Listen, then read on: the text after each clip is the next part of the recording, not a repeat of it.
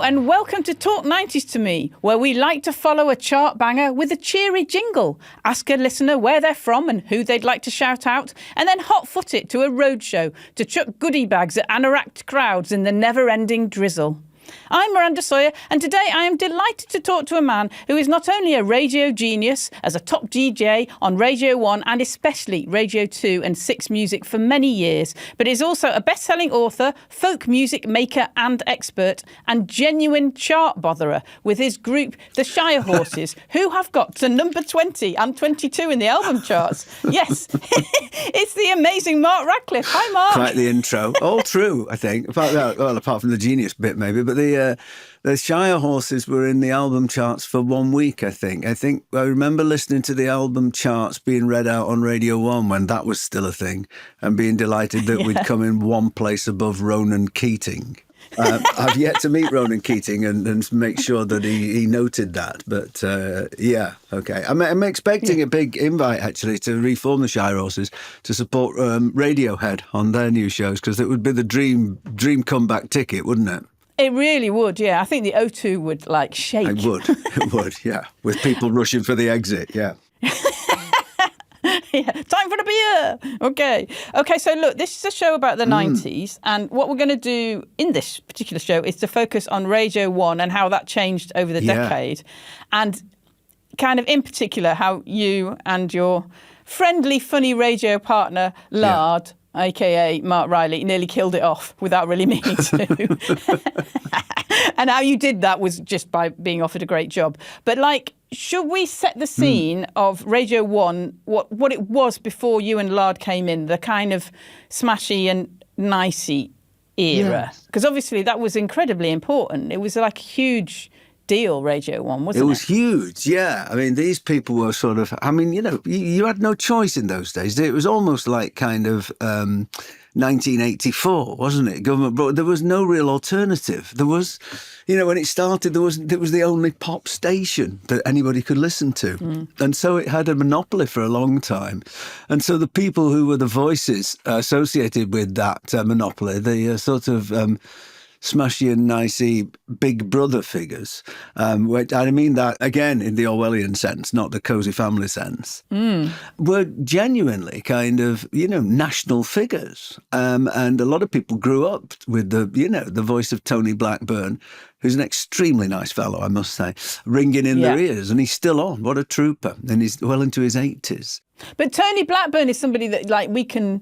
I think you would be very hard to find somebody who doesn't love Tony Blackburn. He's just absolutely brilliant. Well, now I think that's slightly revisionist, Miranda, because at the time, he was really kind of the ultimate. Like if you were John Peel, he was on one side of it, and Tony Blackburn was the opposite side. Now, actually, they were quite pally, because what John Peel recognised about Tony is that Tony was really into soul music. I mean, Tony was actually motivated by a love of music, and a lot of people who came in his wake weren't, and there's nothing particularly wrong with that. I don't have a problem with people wanting to be a radio DJ on their way to doing a TV quiz show, whatever. I mean, that's fine, isn't it? It's a career path. It's not one that I would have chosen. But I think that in a sense that the satire of Smashy and Nicey, the Harry Enfield and Paul Whitehouse thing, it was almost the most successful piece of satire ever sort of mounted, because it brought to an end that era of what a DJ, of what the accepted sort of normality of a DJ was. So that was all changing. I'd worked at Radio 1 as a producer from the early 80s, actually.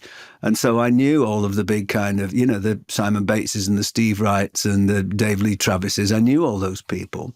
And then Matthew Bannister came in with a kind, I think... And that was 93, wasn't it? Okay. He came in. So Matthew came in really on a remit to modernise it. And when you look back at that time...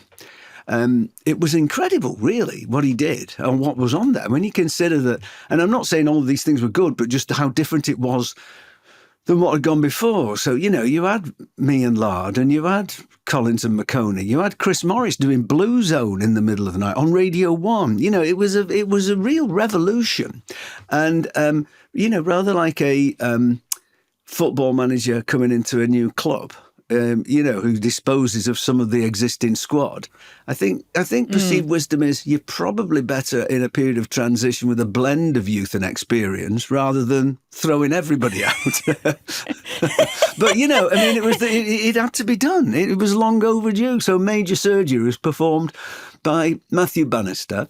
And for people like me, it was a door opened, a gleaming portal opened, and we were allowed onto the national airwaves, which was a place we never really expected to be.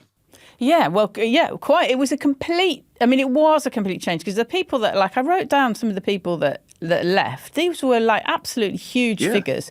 So it's Simon Bates, Dave Lee Travis resigned on air on a Sunday morning, and he said to the audience, changes are afoot, and I really want to put the record straight at this point, and I thought you ought to know, changes are being made here which go against my principles, and I cannot agree with them, is what he said, and then off. But people like Gary Davis, Alan Freeman, Bob Harris, Paul Gambaccini. These were massive, massive figures that were all kind of hoofed for a new lot of people. And these people, Matthew Bannister took over after he'd come from a station called GLR, which was another station. He brought some people with them. He came in and he had a couple of things that he did. Not only get rid of all these people, he tried a few new people out. Some worked and some didn't.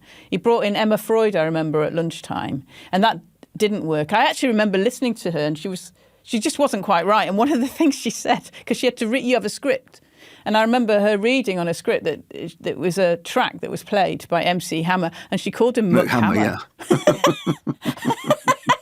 I do remember that. I've got some sympathy with that. I think we've all got band names wrong. We've introduced so many people that I have some sympathy with that. But you might have thought that MC was quite a well-known sort of way of addressing people rather than Muck. But in my head, he's always Muck Hammer. There probably should be a Scottish tribute act. There should. So it was a big deal. All these people left, and actually he brought in another idea, which was that he wanted older music kind of dropped from the playlist. So the idea was that anything recorded before 1990 was a bit off and not allowed, that is hugely radical as well, isn't it? Yeah, certainly. And daft, really. It's kind of I always think that these kind of rules about music, and what genres are. I think that, there's been really great and really crap music made since music started to be made. So why wouldn't you just pick the best from any time, including now? I think that for me, it was like what was deemed to be a daytime record. Radio 1 had always had this thing that it was sort of ratings by day, reputation by night sort of thing. That the idea that the big numbers in the day, that people listening, I don't know who they thought they were. They were probably outmoded things like people working in factories and housewives and things like that. That was one of the reasons put forward why they didn't put any women on daytime, because a lot of the listeners were lonely housewives whose terrible lives of drudgery would somehow be alleviated by hearing 3 hours of Simon Bates a day. That was the theory. That was the theory. It genuinely was. It genuinely was the thinking. I know this. I was in those meetings. But what could be deemed a daytime presenter or a record changed when Matthew arrived. Yeah. And there probably was, to some degree, almost inevitably, a baby and bathwater scenario that ensued. Yeah, definitely. I've read a couple of your books, and one of them has a chapter about Radio 1, and this is a quote from your book. The fact that Bannister threw everybody out within months was later viewed as a mistake, but at least it cleared some space, and you can't make an omelette without letting Simon Bates go. There is sometimes a kind of, I think, if you want to make a change, I think sometimes a scorched earth policy is quite a good idea. Rather than, I don't know. It wasn't immediate. He didn't sack everybody on day one, but it all happened within quite a short space of time. And as you say, some people had to resign live on air, which is rather performative. But I think that in retrospect, he would think perhaps he did it too quickly. But I don't know. What was the alternative? Really just sort of muddle on in some kind of middle ground. I think that to make a really brave new mission statement, and I think that probably was the right thing to do, to be honest. Yeah. And so you were then part of the new Radio 1, you and Lard. And you came in and you did the graveyard shift, right? That was like the late night show between kind of 10 o'clock and midnight. And did you feel like, was there a sense of, I always think with Radio 1, one of the things that they want you to do is believe that everybody's friends. Yeah. It's like a kind of camaraderie thing. And did you feel like a camaraderie with the new people that came in? Well, the trouble was, I don't think we did or didn't. I think we were very wrapped up in ourselves. We couldn't believe the opportunity we'd been given. We got on very well with Matthew, and still do. And we had a great team of people we worked with in Manchester. In particular, someone you knew who's retired now was our editor, John Leonard, who was great. And we felt very self-contained, really, because there was no one else out of London doing it. So we just didn't see anybody else, really. And when we did go down to Radio 1, I think we felt a little bit sort of that we just didn't know anybody very well, really. But I don't think we really felt that we were mates with them, but I don't think we felt we weren't. And there were certain people who felt more kindred spirit than, you people like Lamach and Joe Wiley and people, we felt we had a sort of musical affinity and a sort of connection more than with some other people. But, but that show, we just couldn't believe it, that we'd been given 2 hours of national airtime to do with what we wanted. We could play what we wanted and we could have on who we wanted. And the thing in retrospect, I'm most proud of that. In fact, someone wrote about this in the Sunday Times quite recently, because me and Mark have been doing some 20 years, it's now 21 years since Mark and Lard finished. We've been doing some sort of theatre shows talking about it. But one of the things to remember is there was no internet then. And so if you... we had Mark Kermode on doing cult films. We had Will Self on doing, cult books. We had Simon Armitage on, who just recently decided to be a poet rather than a parole officer. And some people say it was almost like when I was growing up, it was almost like my internet, that show. Because I heard new music and I heard things that between you and Mark that made me laugh. But I also heard lots about kind of books and films and art and poetry and things that I did not know. That you got from that book. So this article in the Sunday Times, which I took great pleasure from, really, it was that it said, it was sort of the ultimate blend of kind of daft light entertainment and public service. And I genuinely think it was. I don't think we set on with that sort of higher notion. It was much simpler than that. We put out records we liked. We tried to make each other laugh.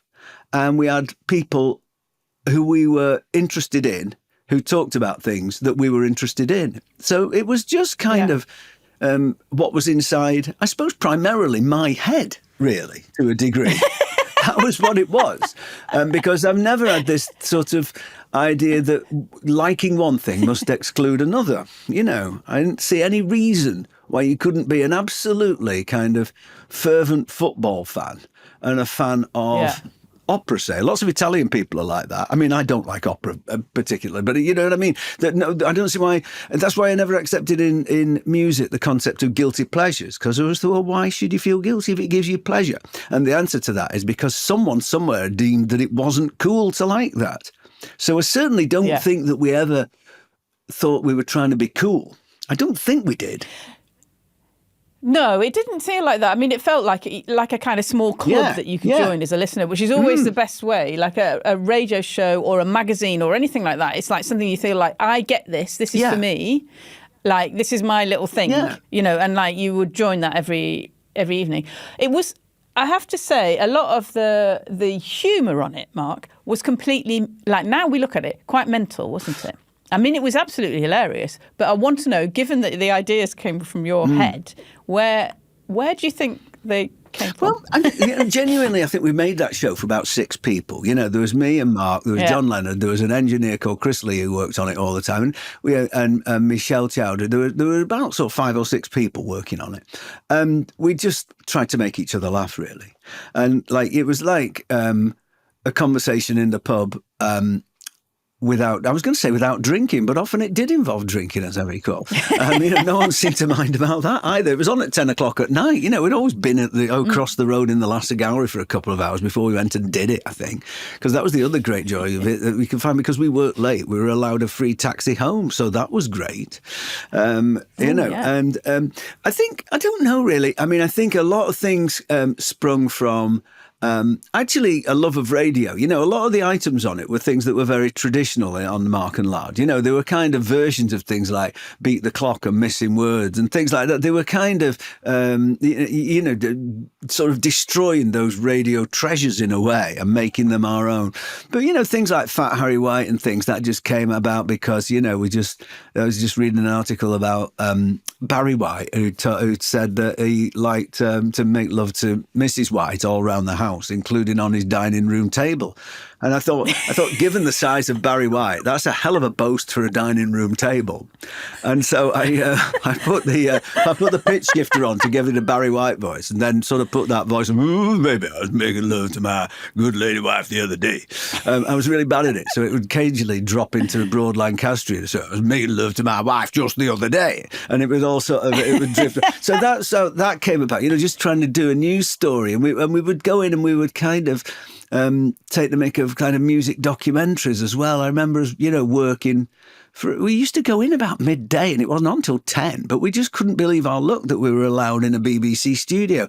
I think we spent 8 hours doing the Kraftwerk story, recording all the songs separate on a little Bontempi organ and making the rhythm on a cardboard box. And it took us 8 hours, and it lasted 2.5 minutes. But we didn't. The craft, we Mark, didn't care. Craft. We didn't care. We'd had such a laugh doing it, and we'd probably have done it anyway and just played it to some friends. And the idea that it then went out on national radio was like, this is amazing. Completely amazing. So you were in this show, you were enjoying it. It was completely fantastic. Yeah. It was interesting because this shift that had happened, the 1993 shift, when Mark came in, it did lose the station a lot of listeners. It lost actually 5 million listeners, which now, which given the amount of people that listen to radio. Well, radio generally now, but Radio 1 now it's about 8 million. So it's like more than half the listeners that it has now. So it's quite an interesting situation. But anyway, so 5 million lost, but, whatever, that's fine. Anyway, you were quite happy in this graveyard shift. And then in 1997, there was an idea that there would be more changes so that Joe Wiley, who'd been presenting with Steve Lamacq, would go to lunchtime, and then Mark Goodyear would go to weekends, and you would go to Mark Goodyear's place, you and Lard, at drive time. This was going to be the thing. And Kevin Greening would go in your old slot. Right. This all sounds right. I'm sure you're right. Yeah. Or completely, this is what's going to happen. And at that point, Chris Evans was hosting the breakfast show, and he was on a roll, we can say. He was on a roll. But he was also quite a wayward character. He was doing a lot of different things. He had done Big Breakfast. He was now hosting TFI Fridays. And what he did was he asked Matthew Bannister to present the breakfast show, but only 4 days a week. That's what he wanted. So he wanted Fridays off so he could present TFI Friday. And this was after quite a lot of other things that he'd done, which is like get everybody really drunk, turn up late, change the times, everything like that. And Matthew Bannister said, no, you can't do that. And Chris Evans quit. So then they didn't have a breakfast show presenter. And Matthew Bannister offered it to you and Lard. Can you remember that? Yeah. The thing was, I think that radio, and you talk about that 5 million loss, it had started to pick up, and Chris Evans was a big part of that because there was that change, I guess, around, the Britpop era and that era of TFI Friday and Noel Gallagher going to Downing Street to meet Tony Blair and everything. Suddenly, what had seemed only a couple of years before almost like left field indie rock had become the juggernaut of mainstream culture. So things had changed. Yeah. So in that sense, I think Radio 1, I think more by luck than design, actually, had sort of configured itself to be something that was relevant in that period. So with Chris being sort of the biggest player in that, and he wanted Fridays off, as you say, which, funnily enough, he was right. That's exactly what they do now. That's exactly what they do. Yeah, I know. I thought that. And they've done that in America for a long time. That you have some on Monday to Thursday, but whoever's doing your weekend breakfast does Friday as well to guide you through those 3 days. And it's not necessarily a bad idea. It just hadn't been done before. So we were given the drive time show, as you say, and then Chris had a big spat with Matthew and left. And then they were, as you say, I don't think there was any real succession planning that had gone on. I did hear that they thought about it, and the two options they had was Mark and Lard and Ant and Dec. And I can only assume, therefore, that it was a financial reason why they took the Mark and Lard option, because that would seem to have been insane, really. I mean, Ant and Dec were sort of, younger and not quite so ubiquitous. I mean, despite their ubiquity, most people still like them, don't they, Ant and Dec? Most people have an affection for them. So I think they're really nice chaps in the couple of times I've met them. But maybe they were still in their pop career. Maybe it quite wasn't. Maybe you're right. Yeah, maybe. So me and Mark were given the Matthew Bannister. I remember we were in the studio one Friday afternoon. I don't know what we were doing, and we were just messing about recording something for the following week. And there was a call from Matthew, and he said, "Oh, Chris Evans has left." I'm like, "Oh, okay, yeah, not entirely unexpected." And he said, "Yeah." He said, "So we haven't got anyone to do the breakfast show." Me and Mark had done a couple of weeks sort of standing holiday depping. And it had gone okay, and we just thought it was a hoot, because we thought, how much bigger can this joke get, that we're now on the biggest radio show in Europe? This was crazy. It was never meant to be like this. And so we just did it because, like when we did Top of the Pops and things, you just think, well, we've grown up watching Top of the Pops. You get the chance to do Top of the Pops, you can't say no. And we did do Top of the Pops. So Matthew said, we kind of think we'd like you to do it. And I'm like, well, really? I won't. My initial reaction, Matthew, is no. And Matthew said, well, I wasn't expecting you to say that, really. I said, well, why? Because, and he said, why don't you want to do it? I said, honestly, because you've got to get up early. I mean, it was like, because it stood to reason. It's 6:30 start. Yeah, you're getting up at 4:30 or something. I said, I don't want to do that. So Matthew said to us, well, look, he said, have a think about it over the weekend, talk to your wives. And he said, what I'd like you to think about is that the kind of Radio 1 we're trying to build, and what a statement it would make if you and Mark were the breakfast show guys. Because in a sense, Chris Evans had become, who I'd worked with at Piccadilly Radio, and I used to know quite well, Chris Evans had become, now I think by his own admission, a bit of a monster, a bit of a kind of, man about town, as you say, drinking, staying out all night, turning in late, not turning in at all. I suppose he was one of those guys who was sort of big and powerful enough brand in his own right to do what he wanted, really, because he was more important to Radio 1 than Radio 1 was to him at that point. And so Matthew had very few cards to play, although he did eventually play hardball with him, and he went. And so so they said to us, well, look, I said, Mark, I don't want to do it. And we thought, well, but we didn't want to say we didn't want to do it, because we were appreciative of Matthew that he'd given us this chance. And we did feel like we owed him. We felt a duty towards him, and he was obviously in a spot. But so we didn't want to just say no. So we thought we'd try and constructively get out of it. So he said, right, this is the money. And it was about double what we were on, and which was already double what we'd ever expected to earn. And we said, right, let's say that that's not enough. And he'll say, piss off, And so we'd said, no, we don't want that. We want this. And they said, all right then. And we're like, oh, God. And so then he said, obviously the Radio 1 breakfast show has to come from London. That was the received wisdom. You couldn't have a big network daytime show that wasn't in London. So we thought, here's our get out card then. We'll say we're not moving to London. We're based in Manchester. We're staying in Manchester. And we thought they'd say, oh, well, it won't work then. Forget it. We'll get someone else. We'll go back to Ant and Dec or whatever. And so we said that, and they said, oh, well, all right, then you can do it from Manchester. So we were stuck then, really. We'd played all our cards. We were trying to, you've heard of constructive dismissal. I mean, this was kind of constructively trying not to be employed. But constructive deployment, whatever it is, yeah. And so then we were stuck with it, and we had to do it.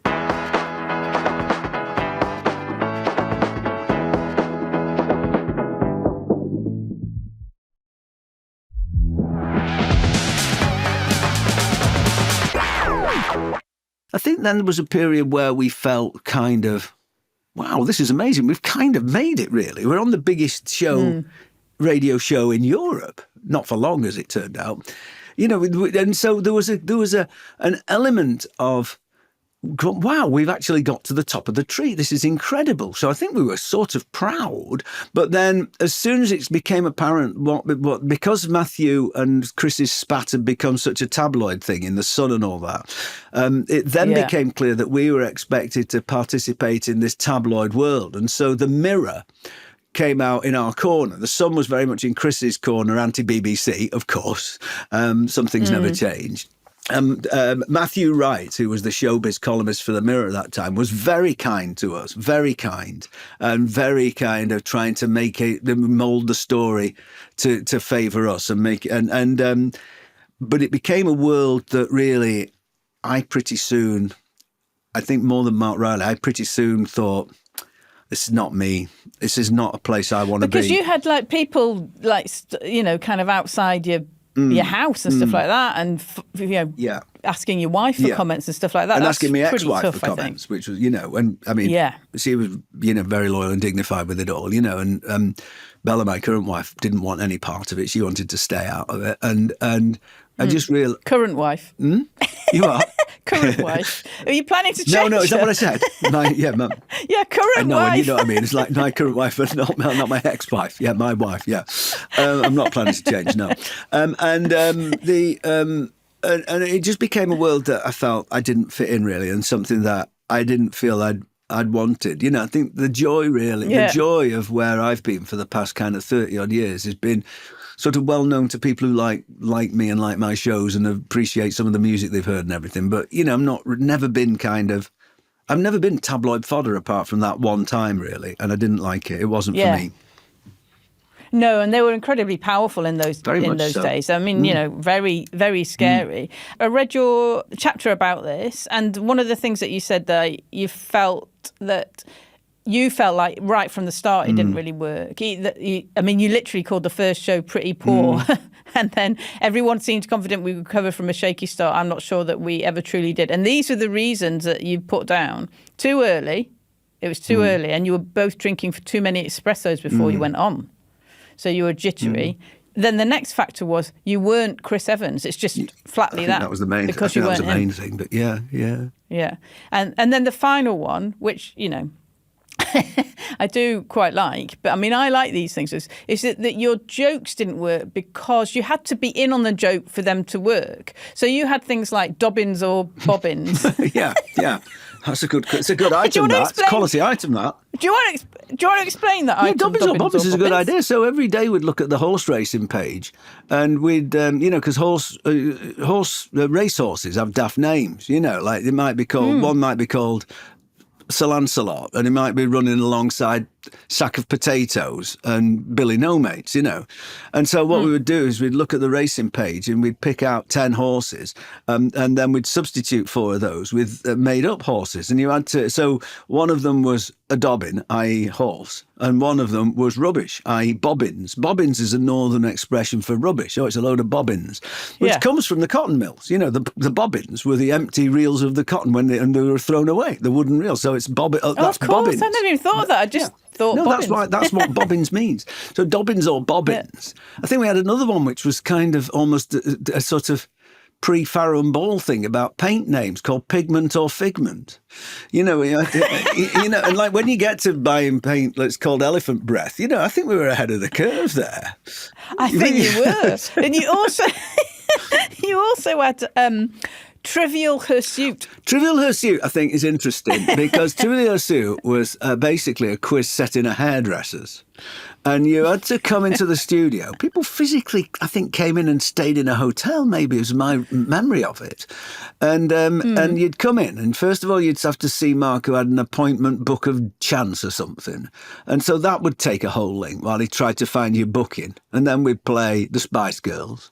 And then I would install them in the chair, and that took about 5 minutes. And then we'd play Usher. And then we'd finally get to round one of the quiz, and that took 5 minutes. And then we'd play stereophonics, and then or stereophonics, as we routinely called them, and still do. And then you'd get the winner, then won a haircut from the barber Keith, who was a mate of ours, who was in the studio. So that was another link. So this quiz lasted probably on some days about 40 minutes. And the thing about that, I think that we hadn't really thought about with the breakfast show is people are kind of listening, trying to get the kids out. They want things that are very bang, quick, done. But whereas with Trivial Pursuit, you could get up, turn the Radio 1 breakfast show on, have your breakfast, drive to work, turn the radio back on, and Trivial Pursuit would still be on. And I think, it was clearly, in retrospect, was a bad idea. The funny thing about it was no one interfered. It was the biggest radio show in Europe, and they just let us do exactly what we wanted, like they had at night. But the change from that kind of, as you said, that sort of private members club late at night that sort of grew. And that was a sort of club for people who I think felt that they didn't really fit in to mainstream society. A lot of teenagers, most teenagers feel like that at that age, and people doing their exams and things.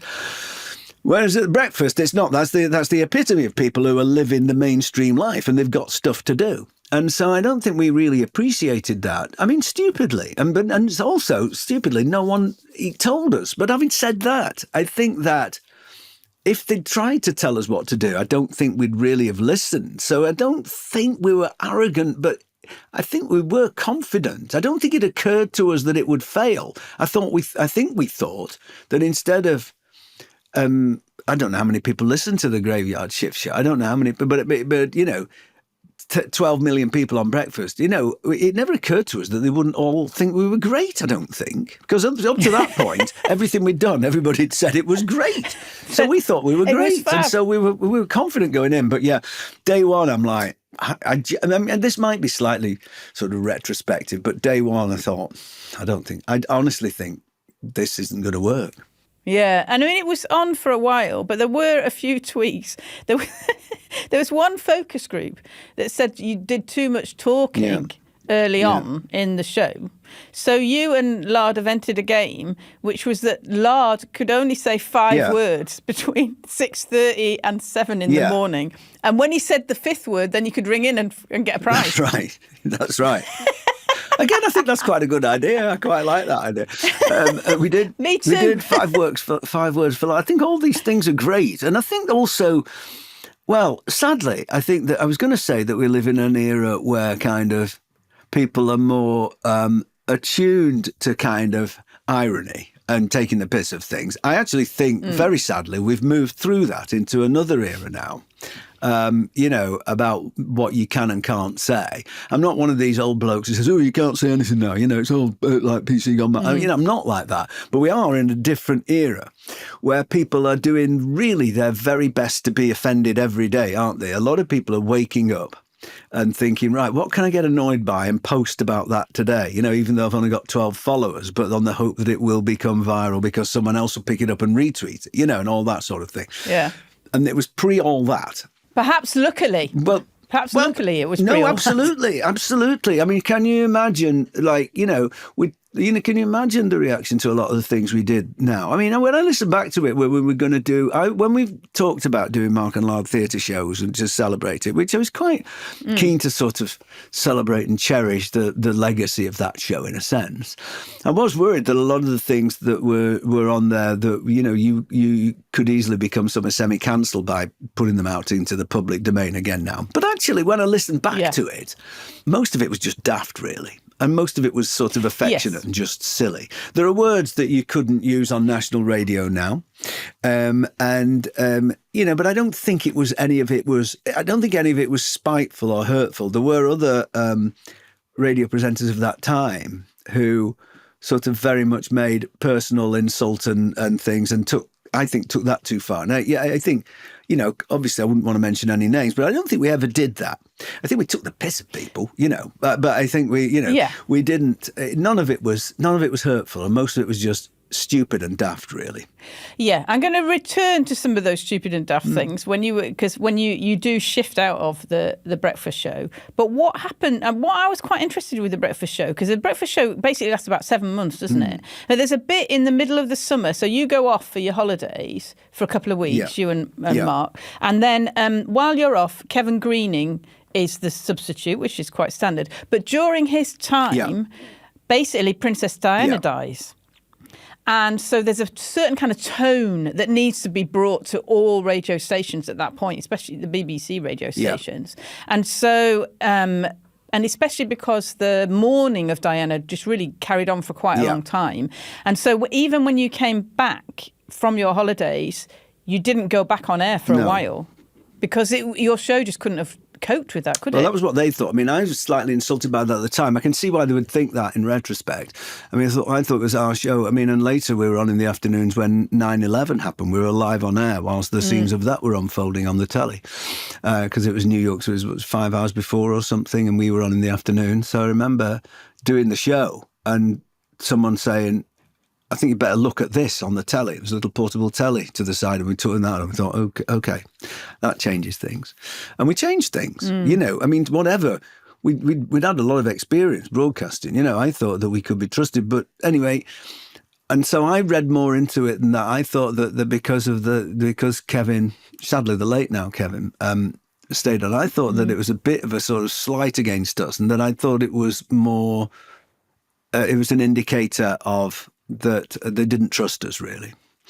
And they didn't trust us to have any nuance of tone, but they just didn't trust us. They weren't feeling the show. It was under threat. And so I thought that was kind of significant in a way. The funny thing is that Kevin then took over the show, but because we were deemed to sort of be not showbiz enough and too sort of dark and northern and things, you know, one of the focus groups you referred to, I've never forgotten the comment, said, I don't pay my licence fee to hear scummy northerners, you know. So, wow. I know. Suspiciously, most of these focus groups seem to be held in Guildford and places like that. You know, there was none in Accrington that I could make out. And so we said, well, look, all right. Why don't we get someone in London who's kind of more showbiz and more glamorous and can come on the show, sort of half hungover, and say, oh, this happened last night. There was a party, and you know, George Michael was there, and blah blah blah, and we could maybe do that. Let's have a kind of London showbiz correspondent.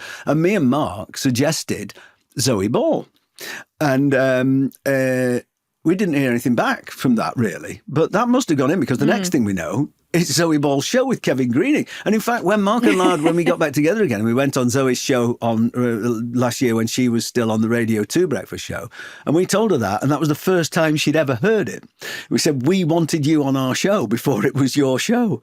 And so she said, I would have loved that. Yeah, they didn't bother. They just thought, we'll have that, and she's going to be in the show. So basically, your time at the breakfast show stops. It stops in October 97. So it is about 7 months, isn't it? Yeah, something like that. And then you're given an afternoon show, which is absolutely great. But this is your quote that I read. When it finished, you said, I had the feeling of a man who'd been let out of jail. Well, because it just wasn't right. When you know the show's failing, and you know that no matter how benign the management, that you know that they've lost faith in you. And on top of that, you're in a sort of really big shop window with a lot of tabloid press saying this show's still rubbish, the figures are still going down. And on top of that, you've got to get up at 4 o'clock and scrape the ice off your car to go and do it. It's miserable. It was miserable. I mean, yes, we were earning quite a lot of money, but it was miserable. At that point, I regretted ever doing it. So when it finished, it was like, oh, goodness. And they very kindly, I think again, they were rather desperate because Nicky Campbell suddenly left from the afternoons. And so they had a gap again. So looking back on it, it was quite a sort of, I don't know, it was a lot of trust from Matthew. I mean, I think part of the problem was actually we were given a 2-year contract. So I suppose they were still paying us for the next 18 months. So they probably thought, well, we better put them somewhere.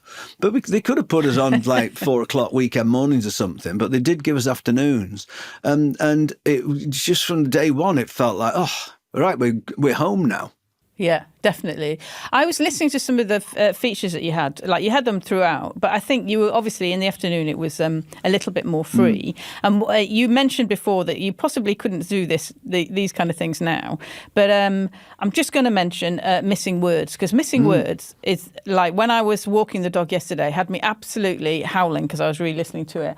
And there was a particular one. There's two I'm going to mention. I think I know what they might be. One was...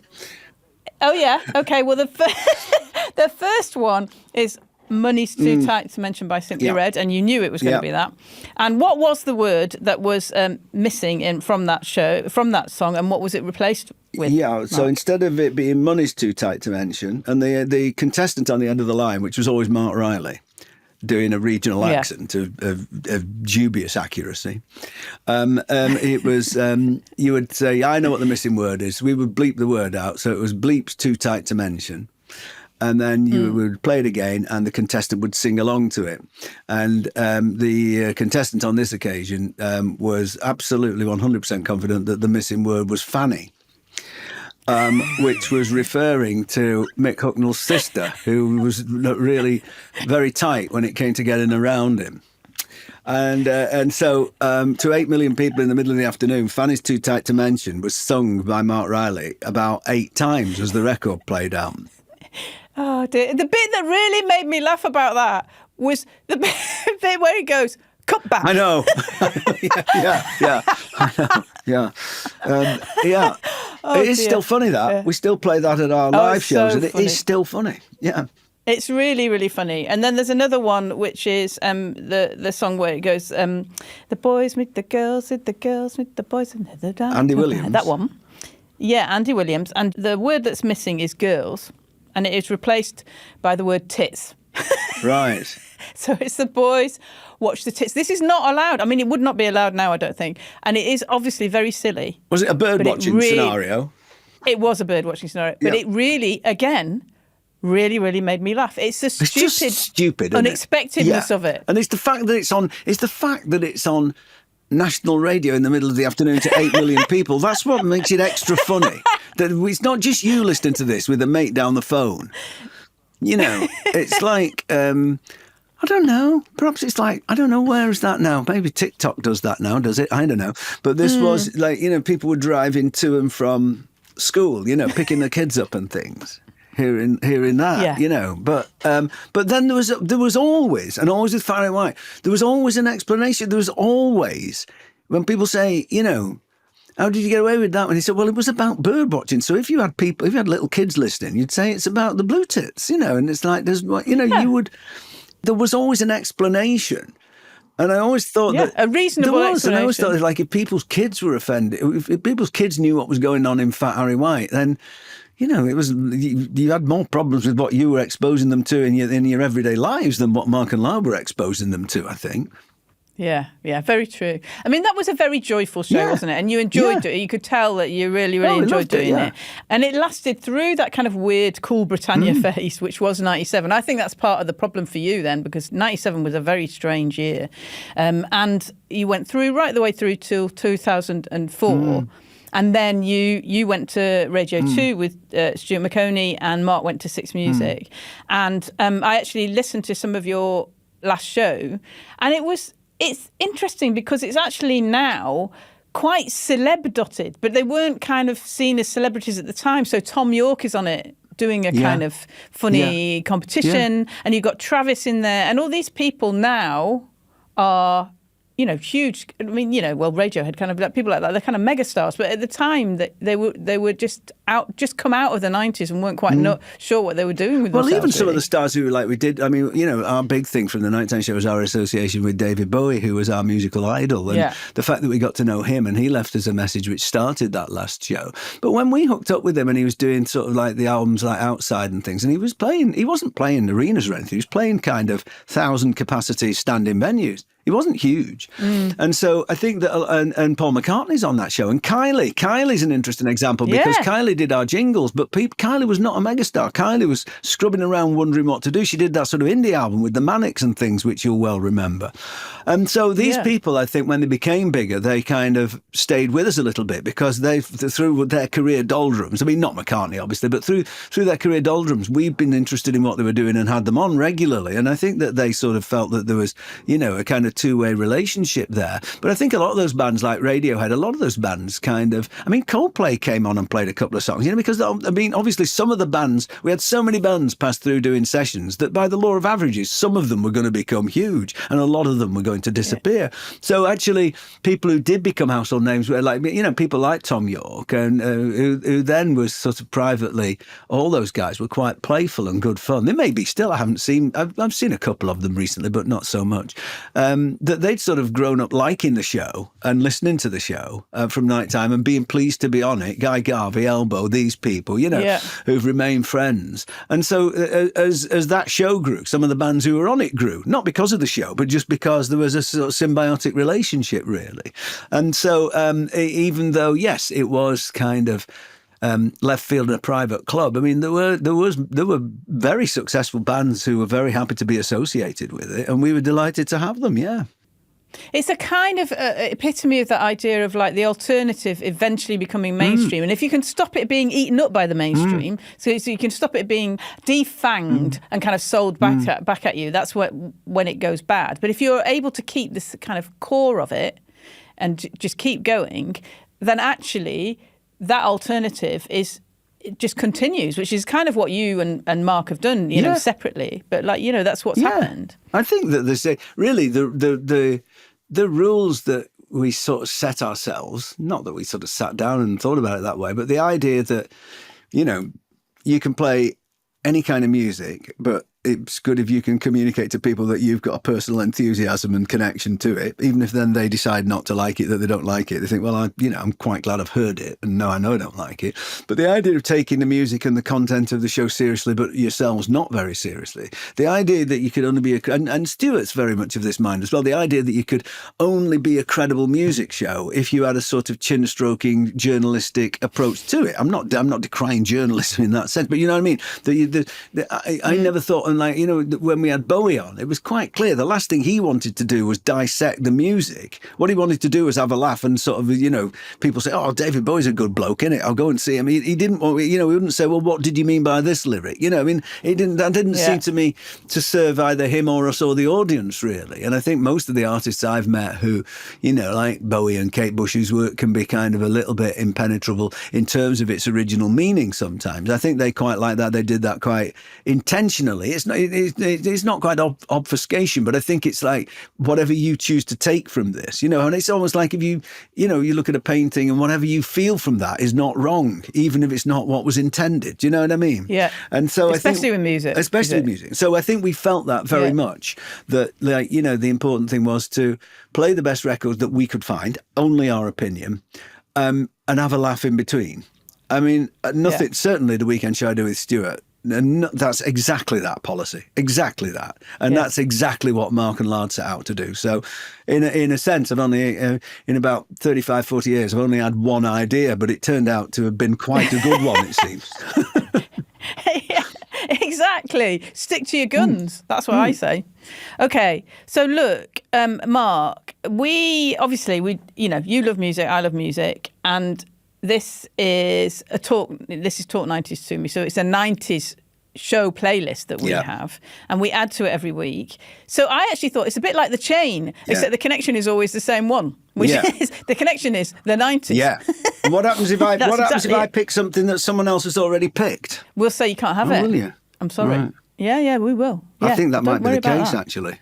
Okay, well, we'll try. Okay, well, look, what's the 90s track that you'd like to add to our Talk 90s to me playlist? Prodigy, Firestarter. I don't think we've got that.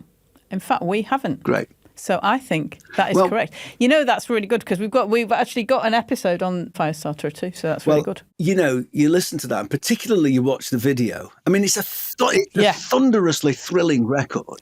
thunderously thrilling record.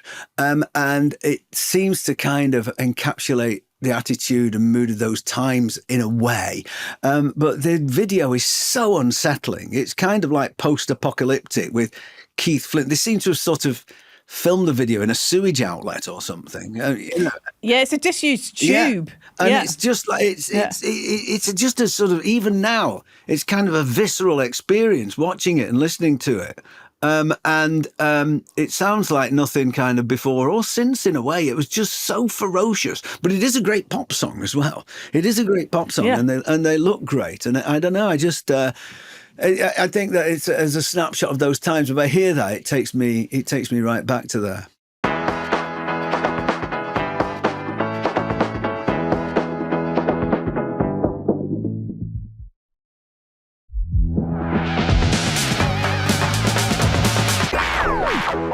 That was Talk 90s to Me, featuring the fantastic Mark Radcliffe, who's obviously on at 6 Music at the weekends with Stuart McConey and Radio 2 during the week. He has written several books in his time about music in the radio, but his latest is called Et tu Cavapoo, and it's about your dog, is that right? Yeah, I mean, technically it's Et tu Cavapoo because it's Latin, not French. But it's Et tu Brute from Julius Caesar being done in by his mate. But, so me and Bella, my wife, and Arlo, we went to live in Rome for 3 months last year. And we were just walking around Rome. And I was thinking, what does it look like to him 8 inches off the ground, Arlo the Cavapoo? And I was thinking, he was like, well, today was rubbish. We walked for miles just past some stones. And I would say, well, yeah, but this is the remains of the Forum and the Colosseum, you know. And so I started writing a little conversational diary between me and him while we were there. And Bella did some lovely drawings. And when we came back, we wrote it in, we made it into a book, and Little Brown published it. And it's been a great life lesson because it's been in the Sunday Times top 10 for the last 2 weeks, which none of my other books have.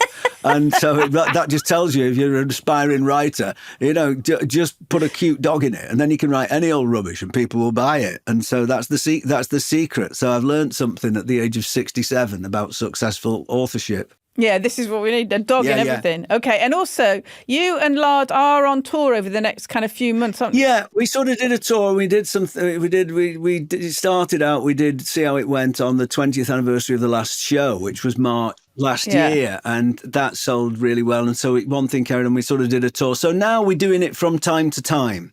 So I think that the only other ones we've got this year, I think on Sunday, the 16th of November, we're doing Brighton. On Monday, the 17th in Nottingham, you know, but they've gone really well. It's been fun. I mean, those rooms have been rocking with laughter at people sort of just hearing Fanny's Too Tight to Mention being played out again in a big theatre, you know.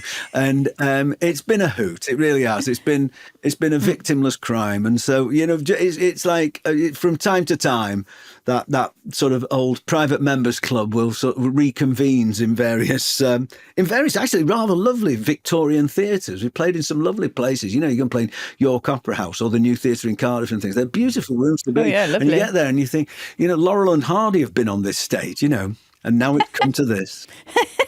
Well, look, people can check markandlard.com for details. And also, finally, you're also appearing with David Boardman on occasional dates as well. Do you want to just mention that? Great, thanks. Yeah, no, I play an acoustic duo with my friend David Boardman, 2 guitars, 2 vocals. Started in lockdown when we couldn't get bands together. And we got very hooked on you know, the Everly Brothers, really, sort of singing 2-part harmony. Everly Brothers, Simon and Garfunkel, but also contemporary things like the Milk Carton Kids and Gillian Welch and David Rawlings. You know, we just got hooked up on that acoustic duo and 2 voices thing. So, we're out and about. There's radcliffeandboardman.com. The dates are on there. And we've got a new album which came out recently, which has done pretty well and got nice reviews, which is called Hearsay and Heresy, yeah. Yeah. You don't stop, do you? Not really. I mean, it's like when I sort of semi-retired to doing 3 radio shows a week rather than working every day. It was like, I'm only going to do things that I want to do from now on because I'm not building a career. But turns out there are quite a lot of things I want to do, apparently. So, you know, keep on keeping on, eh? Well, quite right.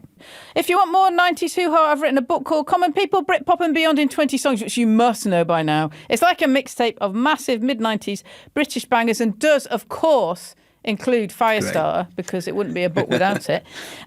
Don't forget to follow us on Instagram and Blue Sky and keep your eyes open for some 90s nonsense that might be coming up. See you next time.